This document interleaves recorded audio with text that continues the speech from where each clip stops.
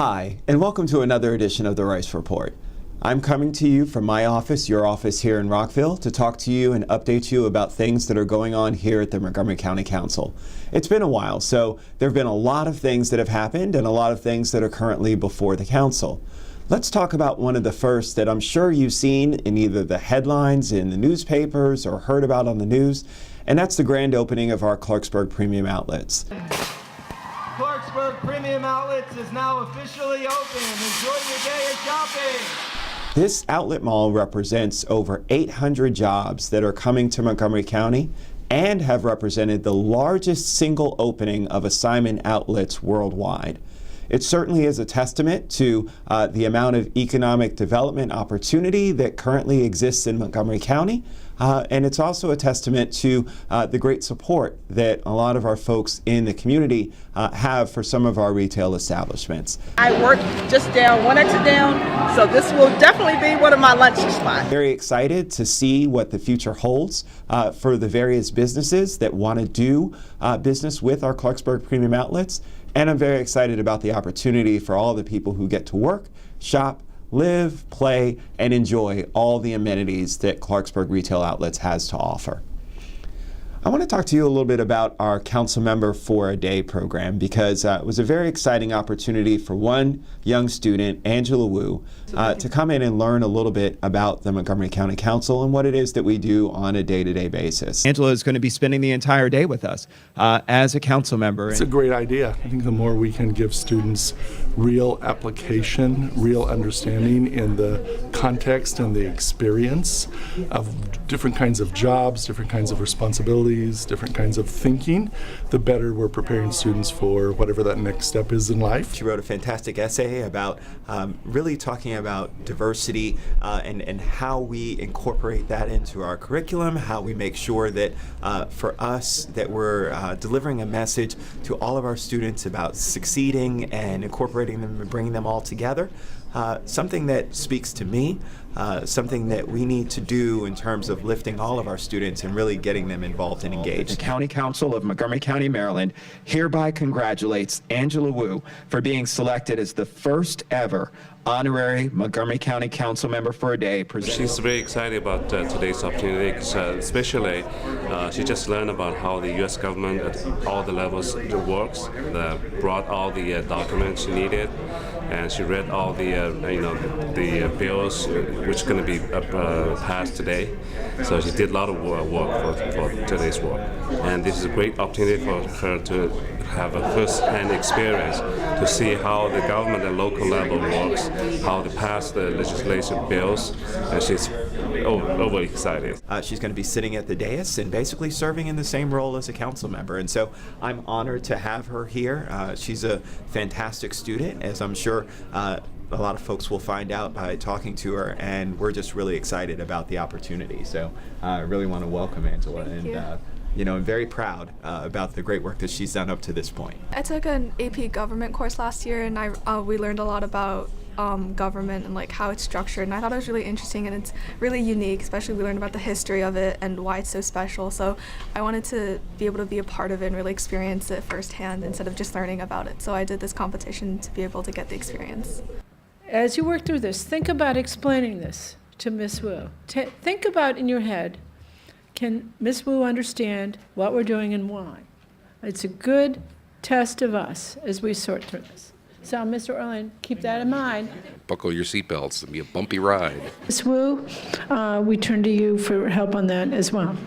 Mr. Reed. We're collaborating right now. We were talking about some of the different points of view that are being brought up by different council members and equating it to making sure that she understood some of the decision points that we have, really trying to understand what's at stake here in terms of priorities, understanding that when it comes to how much folks are going to continue to pay and what those implications are, how that affects housing costs, how that affects all other kinds of things that go on here in the county. The decision points, although they seem very mundane, have much far-reaching impacts. And so really understanding the core of, while this might be something that deals with some great individual details about tests and policy decisions, they actually have more far-reaching effects.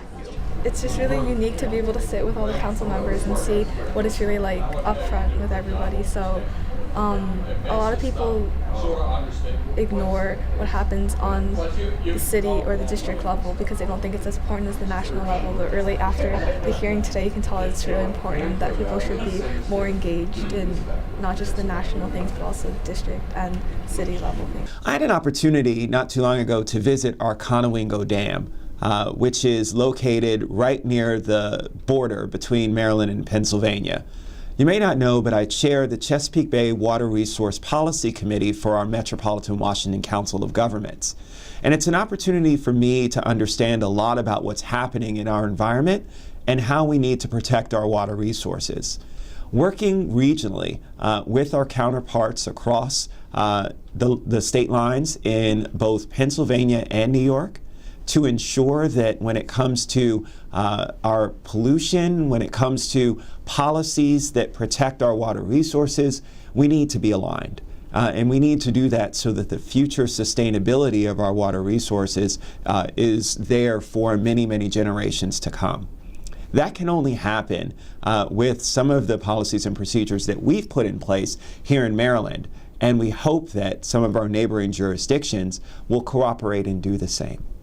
I'm really appreciative of Exelon, who opened their doors and gave us the opportunity to see this fantastic facility and what's going on there, not only to protect our water resources, but our natural resources, including our wildlife.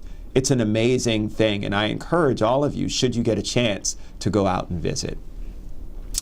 Last but not least, I certainly want to talk about workforce housing. Affordable housing, we know, is a huge issue here in Montgomery County, and I've decided to take this head on, working with our Department of Housing and Community Affairs, working with our Housing Opportunities Commission, and working with our county executive to really look at our existing moderately priced dwelling unit program, or MPDU program, along with really coming up with a way in which more of our workforce, our teachers, our firefighters, our police officers, our county employees, can all afford to work and live here in Montgomery County. As we all know, as our economy continues to grow and be even more successful coming out of the recession, we understand that each and every day we're pricing more and more of our residents out of living here in Montgomery County. And we as government owe it to them to make a difference and make sure that we're doing our part to grow a different area of workforce housing stock. And so I'm extremely appreciative of our county executive and his staff, who's committed to working with us to come up with a program that allows for us to really revamp our workforce housing program here in Montgomery County. You know, there are a lot of things that are before us, whether it's master plans dealing with Bethesda and Littonsville. I want to encourage you to be an advocate, to be involved and engaged, to reach out to us. Just the other night, I had an opportunity to talk to some of our folks in the disability community about what it means to be an advocate. The most important thing is telling your story.